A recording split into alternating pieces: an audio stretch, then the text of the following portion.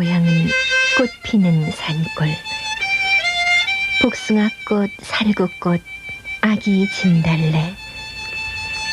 우리의 심금을 한결같이 울리는 이 노래.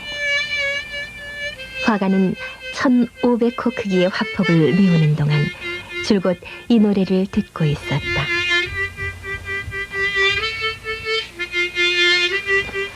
언제라도 그 어느 옛날의 꿈결 같은 하모니카 소리가 들려올 것 같고, 야산 둔덕에 누워 바라보던 눈시린 하늘빛을 떠올리게 하는, 가도 가도 끝없이 계속되는 이 산과 들, 잡목의 숲과 소박한 황토, 온화한 대기의 기운. 그것은 우리나라 어디에서나 볼 수 있는 실제 풍경이다. 그것은 우리가 살고 있고 또 우리의 어른들이 살아온 삶의 터전이기도 하다. 김창락의 그림은 바로 그런 것을 담고 있다. 이른 봄의 햇살이 강을 녹인다. 그 대기의 진화감, 우리에겐 너무 익숙한 이 나라의 자연과 그것들을 향해 한결같이 열려있는 우리 한국인의 정서. 김창락의 그림은 바로 그 서정을 확인하도록 해준다.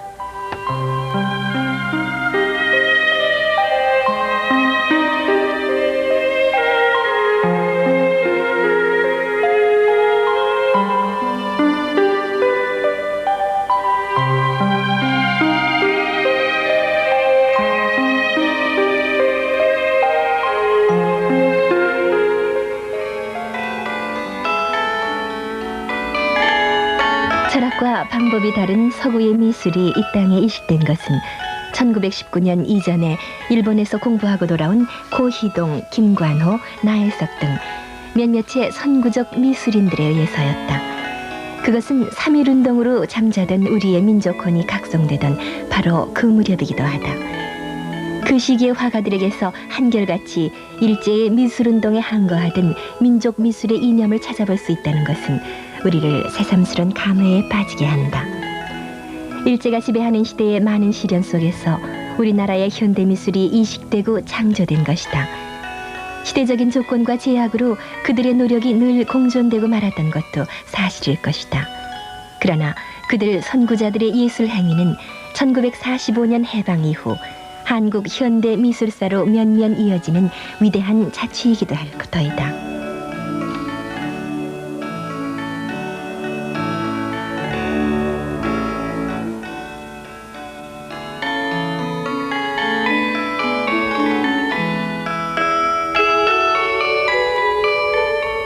국전이 창설된 것은 대한민국 정부가 수립된 이듬해인 1949년 9월 22일의 일이었다.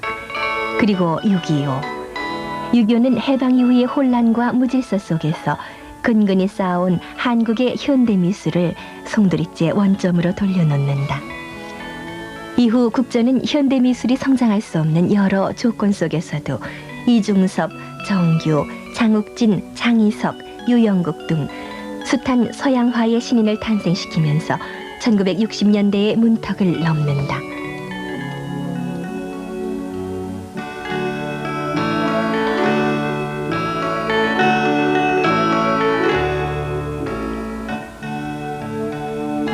(1962년) 11회 국전의 대통령상을 획득하면서 사양의 화가 김창락은 한국 현대미술사에 기록된다. 사양은 김창락으로 하여금 한국의 서정을 추구하도록 유도한 시발점이기도 하다.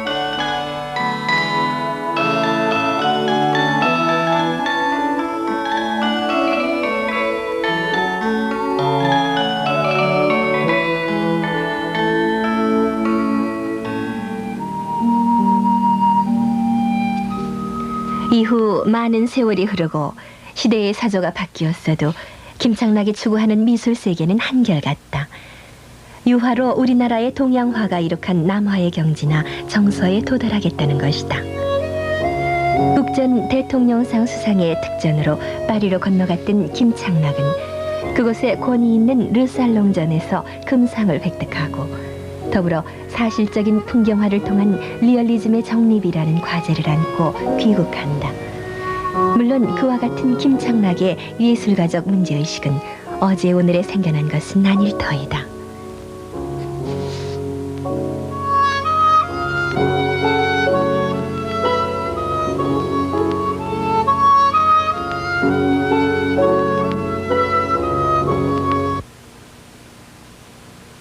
이것도 자기 팔짱 같아요.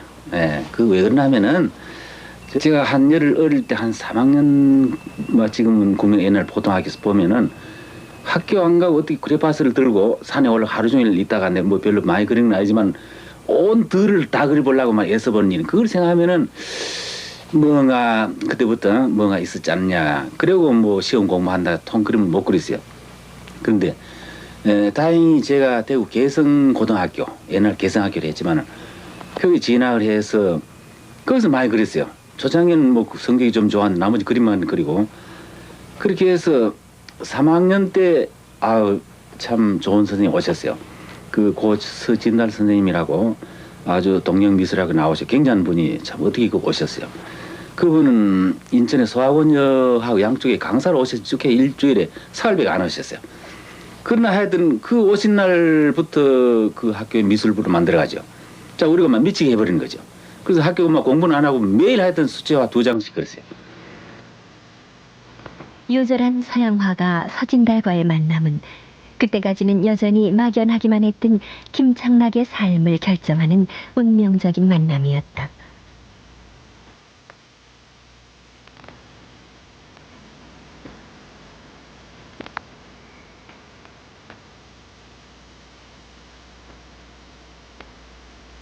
김창락은 스승인 서진달이 그랬던 것처럼 일본으로 건너가 수업한다.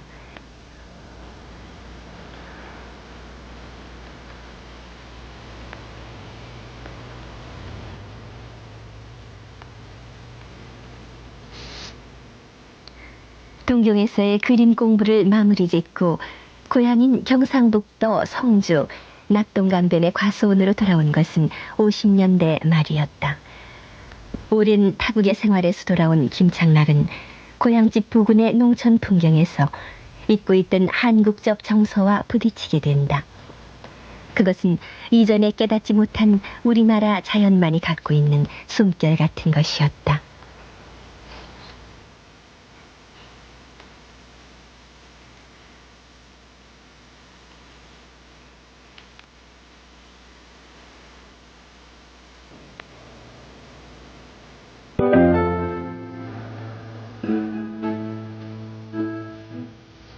이후 나무 한 그루 부르는 돌멩이 하나에도 매료되고 나는 김창락의 감수성은 잠시도 그의 붓을 쉬게 하지 않는다.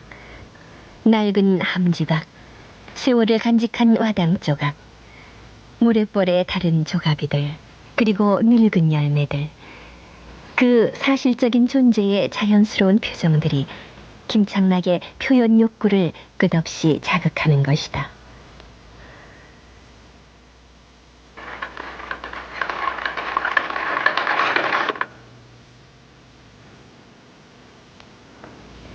습작기의 화가들조차 외면하는 평범한 정물도 김창락에겐 좋은 화제로 여겨진다. 아니, 어쩌면 평범한 정물을 화제로 삼을 수 있다는 바로 그 점이야말로 화가 김창락을 짐작케 하는 가장 중요한 요소가 될는지도 모른다.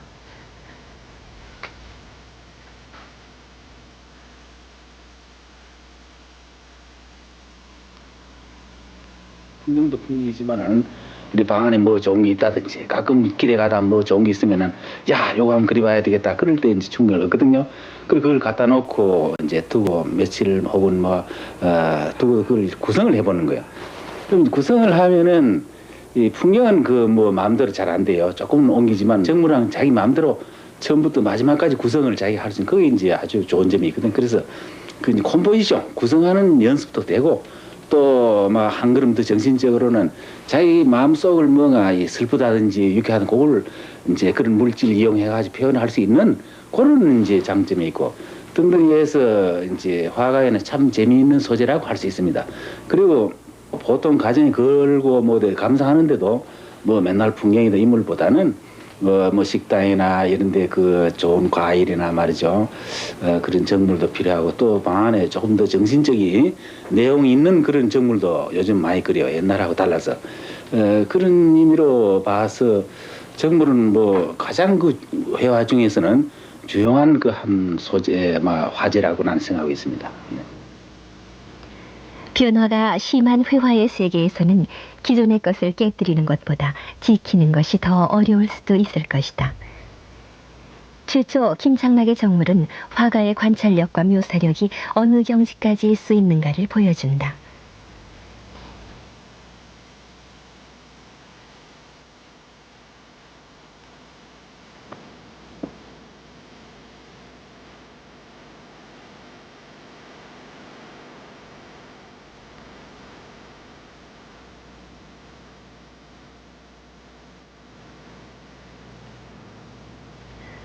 화업을 닦기 시작한 김창락 초기의 정물에서도 사물의 실제를 파악하려 들었던 그의 예리한 감각은 드러나고 있다.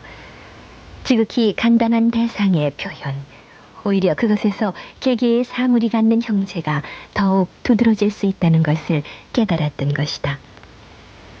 개성이 뚜렷한 사물들이 저마다의 존재를 뚜렷이 함으로써 오히려 실제성을 더해주는 역할을 해주고 있는 것이다. 그 실제성이야말로 김창락이 추구하는 사실주의일 것이다.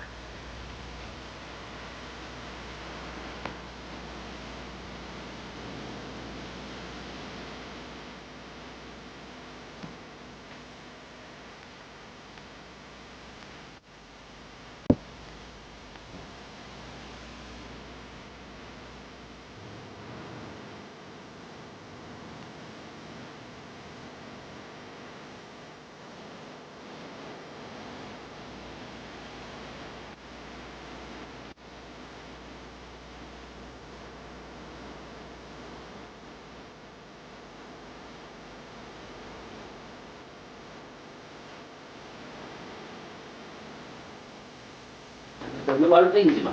이렇게 돼버렸어. 조금 여유 있게.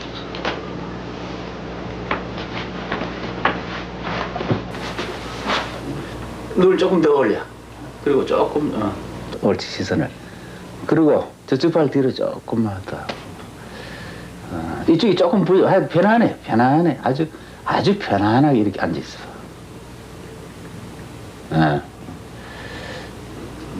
좀 불편하네.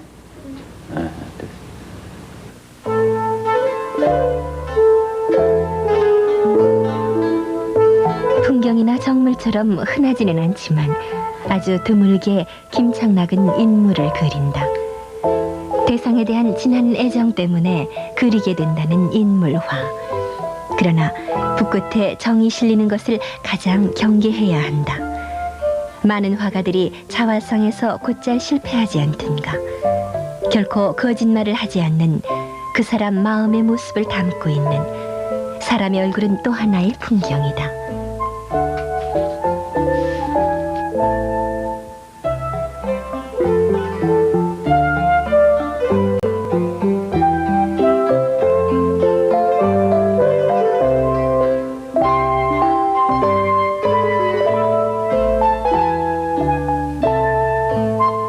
초상화의 그 느낌은 그 사람이 가진 성격, 그런 데 주로 제일 매력을 느끼는 거죠. 사람이 미인여도의 귀걸이 이런 게 고운 게 아니고 전체 이렇게 쏙 그 사람이 참 순하다든지 순수하다든지 이렇게 그 전체가 아름다움의 한 가지로 인물화도 코, 눈 이거 가지고는 안 되는 거지. 역시 전체에서 오늘 풍기는 것이 실정도 안 나고 그 사람의 성격이 아주 잘 나와야 이 좋은 그림이 되고 실정 안 나고 영원히 또 예술품이 되는 그런 작품을 난 보고 있어요. 네. 그리고 이제 성격이 말이죠. 우리가 나무나 보고 이렇게 좋다 하는 식으로 그 사람이 아주 찬찬하면은 그 찬찬한 느낌, 또 아주 유쾌한 사람은 유쾌한 느낌. 그러니까 배경을 이제 뭘로 옛날은 그저 컴컴한 배경에서 사람 얼굴을 그리면 되는데 요즘은 이제 현대적이라는 뭐 하면은 그 사람이 아주 사람이 패독한 사람 같으면은 배경을 아주 묘한 색을 칠해버리고 아주 원만한 사람이 유쾌한 사람은 배경을 아주 노란색이나 썩 칠해버리면은 벌써 그 화면 착 보는 순간에 그 사람의 성격이 배경이나 전체 톤으로 분위기로 해서 나올 수 있는 것이 현대적인 인물화라고 저는 보고 있어요. 초상화도 그렇고.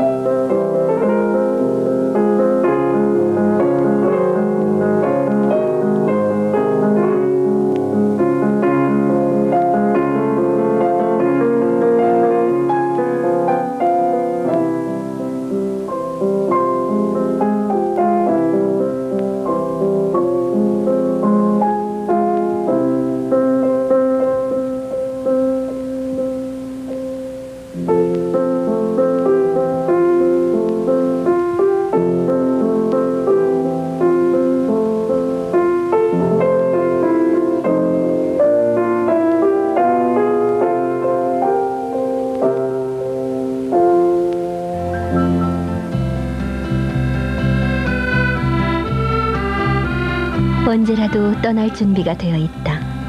이젤과 캔버스, 화구가 들어있는 가방이면 족하다. 팔당이건 양술이건 광나루건. 개발의 손이 미치지 않아 문명이라는 이름의 자연 훼손이 없는 곳이면 어디에서고 60호가 넘는 큰 화폭을 펼쳐놓는다.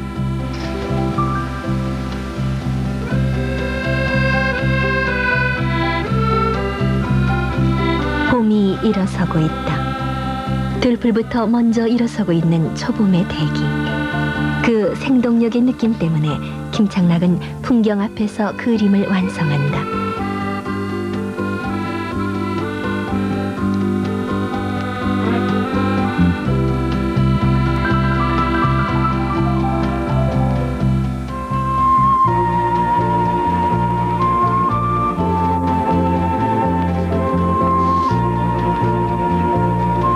밖에서 사는 시간이 많은 김창락은 먹을 것도 잠자리도 가리지 않는다. 시골 논두렁에서 만난 농부처럼 소탈하고 대범하다. 크게 말하면은 좀 방랑성이 있는 걸 아마 그렇지 싶어요. 근데 제가 이제 나이 좀 드니까 여러 가지로 어릴 때부터 지금까지 쭉 자기 가끔 한번 생각해 보는 거죠. 제가 어릴 때 악동 강변에 자랐는데요. 거기 이제 보리밭이 익어서 바람이 한들한들하면 그 보리밭에 누워서 하루 종일 그거 보고 있었어요. 거기 하도 신비하고 파란 하늘에 노란 팔라. 그래서 그까지는 좋은데 밤에 그대로 누워 자버리는 거예요. 밥도 안 먹고 저녁에. 그래서 밤중에 말이지 동네 사람 온 부모들이 등불 들고 자서 나온 걸 내가 몇 번 기억했어요. 또 그리고 학교 잘 가끔 안 가서 산에 먼 산에 가서 이제 뭐 꽃이나 따다 오고. 그러니까 그것이 결국은 뭐 하면 좀 방랑성이 어릴 때부터 집에 뭐 이렇게 빨리 들어간다든지 밥 때가 됐으니 가자는 그게 아니고 또 학교랑 꼭 가서 뭐 이게 아니고 자기 멋대로 좀 방랑벽에 막 시초를 할까.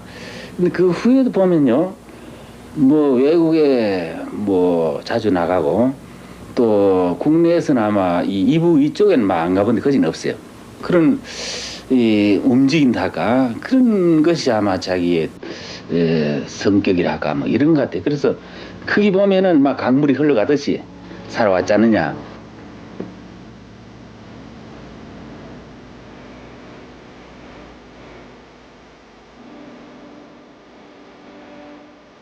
1962년 국전 대통령상 수상의 특전으로 파리로 건너간 김창락은 2년 동안 파리를 경험하게 된다.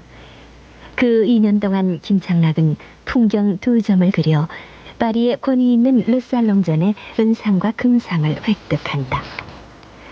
르살롱전의 금상은 우리나라 화가로선 최초로 따낸 영예였다.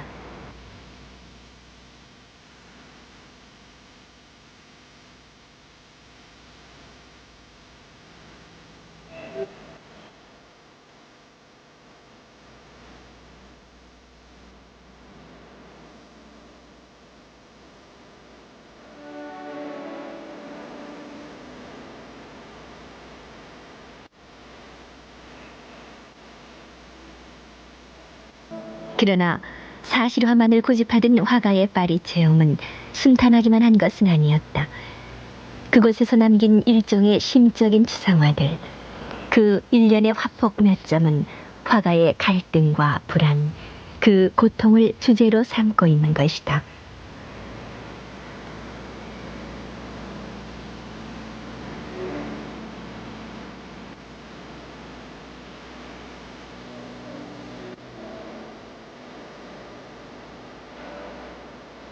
세 가지가 있어요. 응?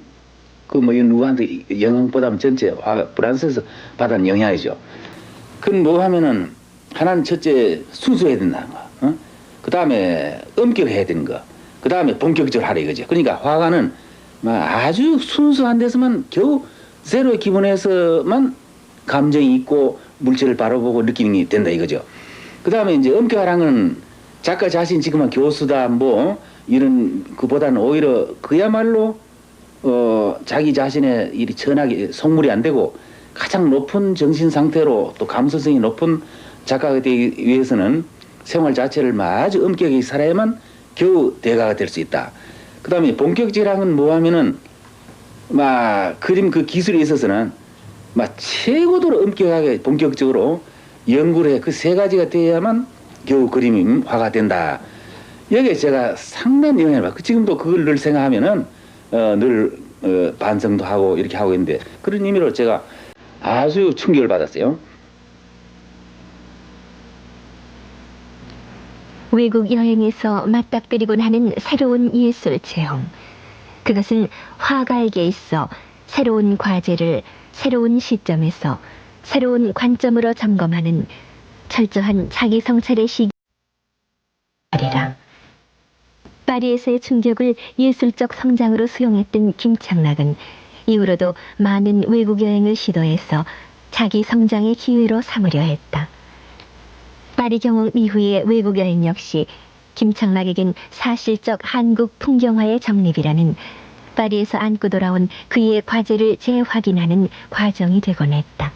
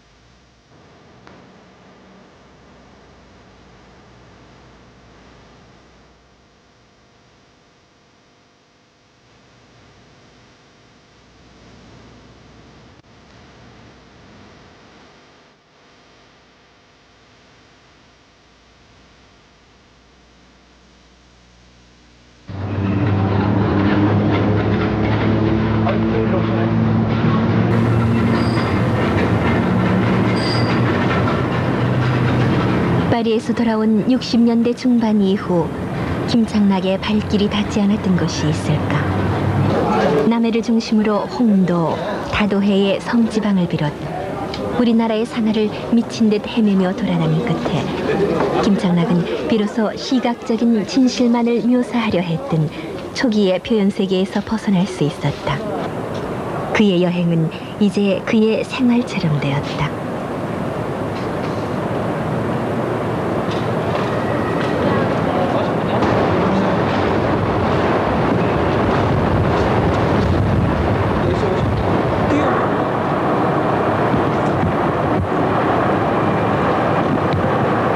고속버스를 타면 어떤 분들은 저는 오히려 뭐 차만 타면 아주 유쾌해요, 기분이.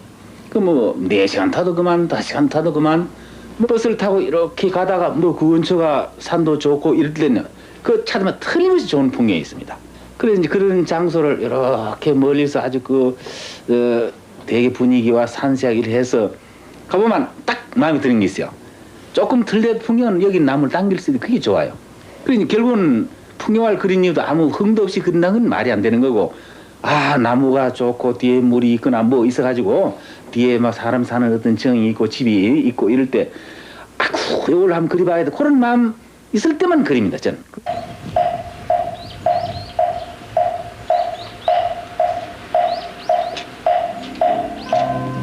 김창락의 회화 세계는 그가 청년 시절에 감화받았던 야스파적인 일본 작가들의 영향과 60년대 초 파리를 경험하던 시기에 유럽 사실주의의 영향으로 다져져 갔을 터이다.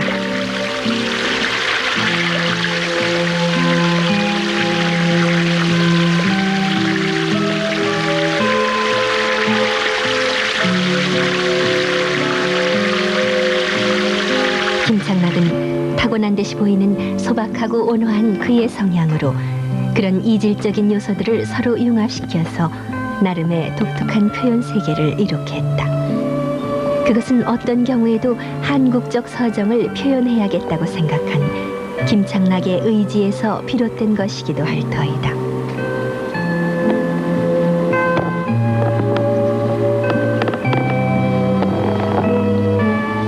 우리 한국의 자연은 제가 보기에는요, 뭔가 장구 같은 그런 맛이 있어요. 아주 구수하면 그한 리듬이 땅땅땅땅 들어가고.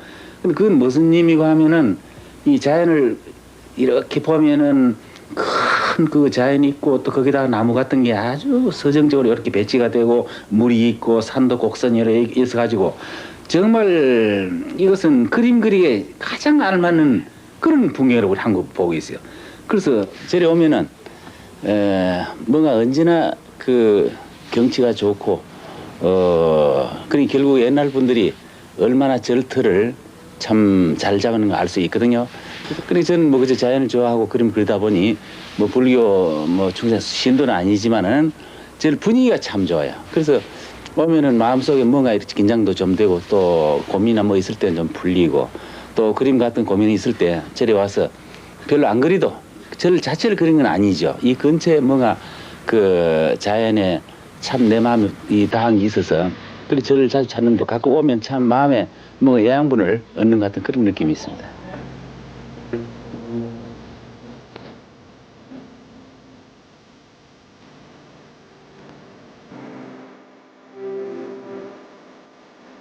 한국의 서정을 표현하겠다는 김창락의 일관된 신념은 비정형적인 표현 방식으로는 한국의 전통적 사물이나 고유의 풍경을 나타내는데 적합치 않다는 결론 때문에 지켜진 생각이다.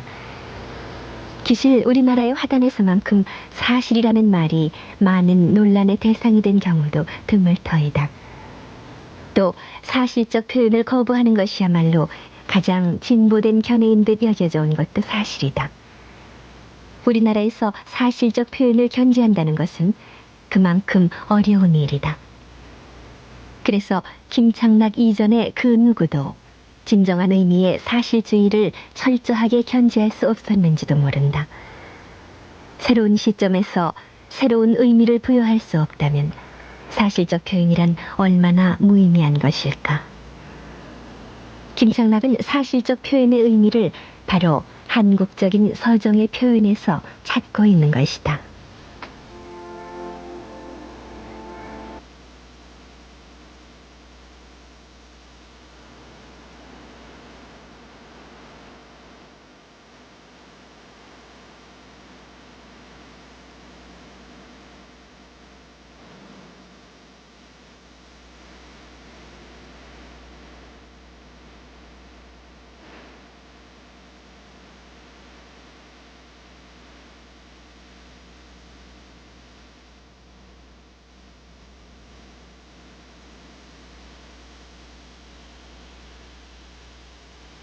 이제 이 낙동강 물하고 나무하고 모래사전하고 이래 보면은 참 뭐가 말은 없지만은 무한한 뭐가 있는 것 같아요. 그래서 저는 여기 오면은 그 시정이랄까 그것이 막 이래 보면 그림 돼갖고 여기도 그림이 돼갖고 이런 느낌이 되는 겁니다. 그러니까 그 풀잎 하나라도 잘 보면 참 매력이 있어요. 그건 결국 뭐하면 자연 속의 어떤 광선을 통해 가지고요. 잘 보면요 정감을 느낄 수 있는 겁니다. 그러니까 그런 마음으로 소나무 보고 고목을 보고 물 흘러가는 걸 보고 바다를 보면요 정말 신기하고 그 안에 그 오랫동안 인간하고 자연 관계 그걸 이렇게 느끼보면요 정말 그 안에 미란기 막 어느 부분도 있는 겁니다. 다만 그것을 이제 우리가 뭐 피아노 소리가 다 곱지만은 그걸 이제 어떻게 작곡을 해가지고 사람 마음에 또 하나의 감정을 주는 게 한 가지로 나무 하나 뭐 풀 다 곱지만은 그걸 조합해가지고 작곡하듯이 더욱 그 감정을 통합해서 어떤 탁 이렇게 자기 할 말을 막 어떻게 나타내는 그림인데 어릴 때 자기 성격 형성할 때 그 환경이 가장 그 끝끝내 예술에 영향을 준다는 거를 뭐 가면 갈수록 더 느껴요. 지금도 이제 뭐 나도 많이 먹고 서울에서 살고 있지만은 자기 마음은 늘 고향 근처에 가 있어요. 참 보통 우리 여러분들도 고향 가진 분들은 아 그래도 고향이 그립다 한 그건 화가는 더 그게 더하다고 저는 느껴요. 그래서 저 그림 안에는 가끔 이제 어떤 분들은 당신 그림 보면은 어디 고향 가는 기분이라고. 그러니까 뭐 한국에 저희 고향 같은 데가 물론 많아서 그렇겠지만은 전 그러니까 어릴 때 클었을 때 그 고향 그 어떤 자연의 리듬이랄까 그 아름다움이 몸에 안 배어 있는가 봐요. 그러니까 따뜻한 느끼기에도 자기들 고향 같은 그림을 그리놨네 하고 이렇게 모두 말하는 사람이 많지요. 김창락의 화폭 속에는 흔히 서정성이라고 할 수 있는 그러한 말하자면 남에게서 듣는 이야기가 있겠습니다만은 거기에 나오는 그 나무들 가령 수림 수목들을 이렇게 보면 그 사람의 그 풍모라고 하듯이 지모라는 게 있는데 그런 식으로 얘기하자면 주로 그 모진 소나무라든가 그리고 이제 참나무과 밤나무 그 도토리나무 이런 것이 이제 주가 되는데 그 김창락 그 화폭에서 이렇게 나타나는 나무들이 주로 그러한 그 한국에만 존재하는 나무들 그런 것이 이제 그 참나무과 밤나무과 이런 나무들이 아주 그 모질스럽게 이렇게 그것이 집을 지으면 기둥뿌리처럼 이게 이루고 이 탱주처럼 이렇게 지탱하고 있습니다. 근데 그것은 이제 말하자면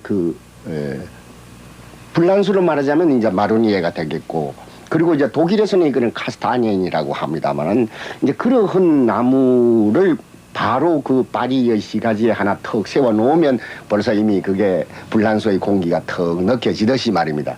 그게 이제 하나 서 있고 그 다음에 산야를 이렇게 그리는데 그리고 이제 산하 이렇게 물 같은 걸 이렇게 그리는데 거기에 나타나는 이 흙빛이 주로 이런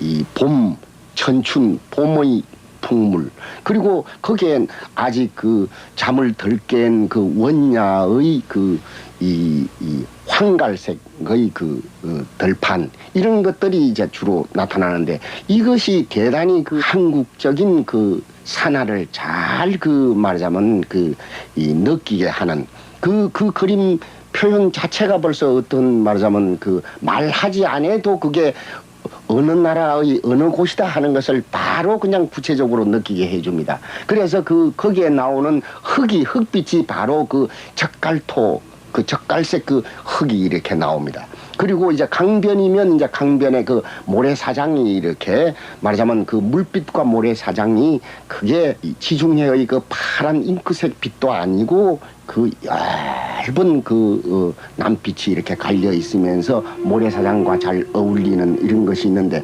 거기에 이제 말하자면 원야가 이렇게 황갈색 빛으로 이렇게 쏙 전개되는 그런 경물 풍물이 이것이 곧 이제 한 포기의 화폭을 이루고 나면 그러면 보통 이것이 극적으로 얘기하자면 참 극적인 도구가 대도구 소도구가 막 그냥 왔다로 그냥 이 한국적인 풍물이 되고 그것을 곧 이제 서정성이라고 얘기할 수도 있겠습니다. 거기에다가 또 이제 흐러진 고가 가령 동양화로 말하자면 그 청전 그 그림에 나오는 같은 그러한 이제 그 고가들 이거 개화집 이런 것들이 이제 그 나옵니다만 그걸로다가 김창락의 그 예술을 다 봤다고 한다면 뒤에 여운과 그리고 뒷맛은 어떻게 하는가?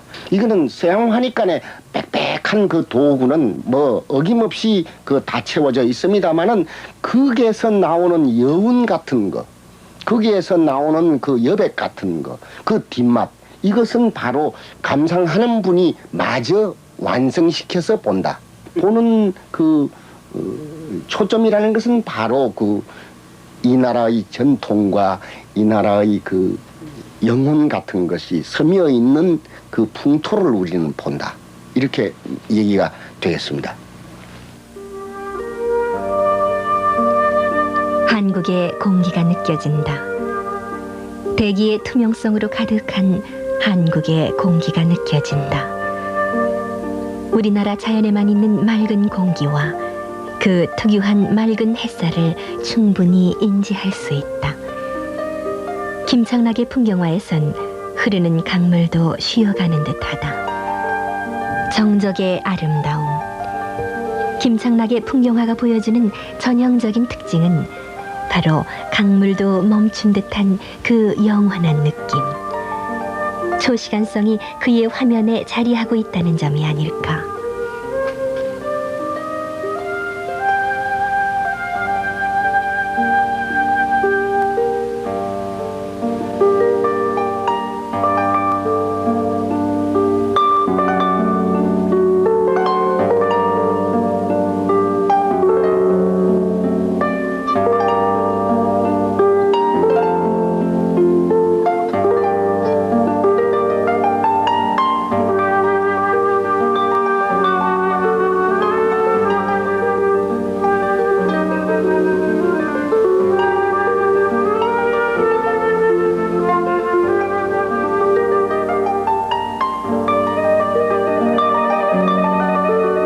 그러니까 우리 한국 자연이라는 것은 나무 하나, 그 걸 하나, 네카 하나, 강 이것이 너무나 그 참 자연적으로 뒤 산색하고 앞에 걸하고 이렇게 잘 맞아 있어요.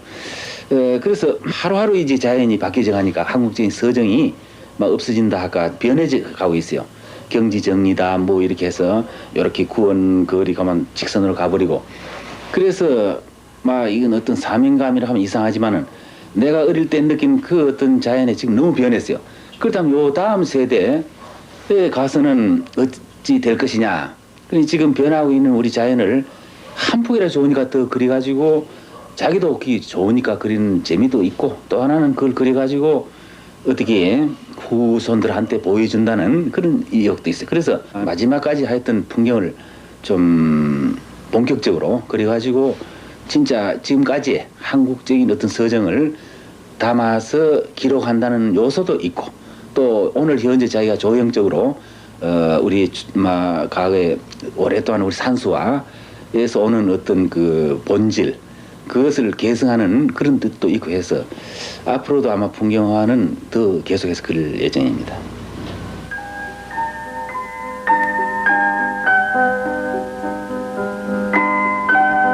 김창락은 5, 6년 안으로 우리나라 전역의 풍경을 60호 이상의 화폭 100개에 담겠다는 계획을 갖고 있다.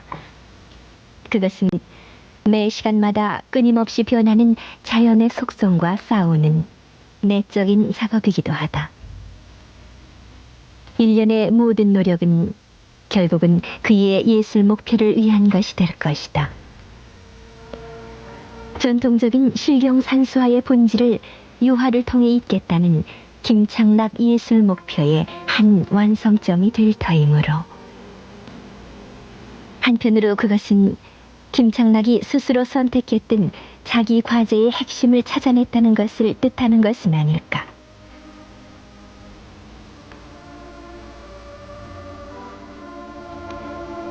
역사적인 소명, 그것을 다하는 것이야말로 예술가의 최종 과제가 될 뿐이다.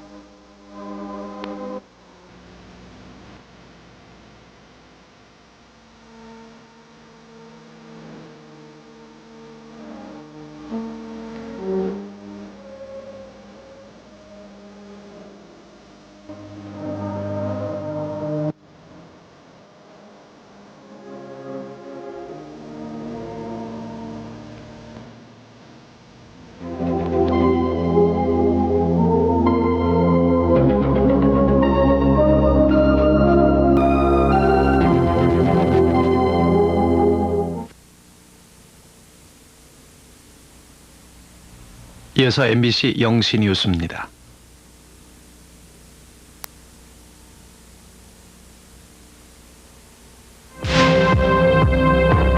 이 땅에 사무자동화를 펼친 신도 우리코 25년 기술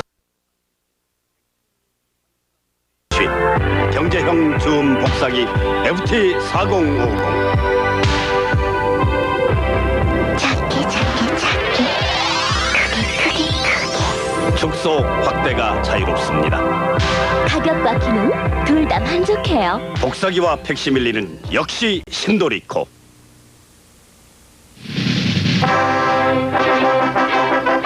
무한한 가능성과 잠재력을 지닌 당신의 일터인 주인공이 될 여자 아나운서와 영상문화의 창조자가 될 카메라 기술 수습사원을 공개로 모집합니다. 응시 자격은 여자 아나운서의 경우 4년제 대학을 졸업하고 63년 1월 1일 이후 출생자라야 하며 카메라 기술직은 전문대학 전자과를 졸업하고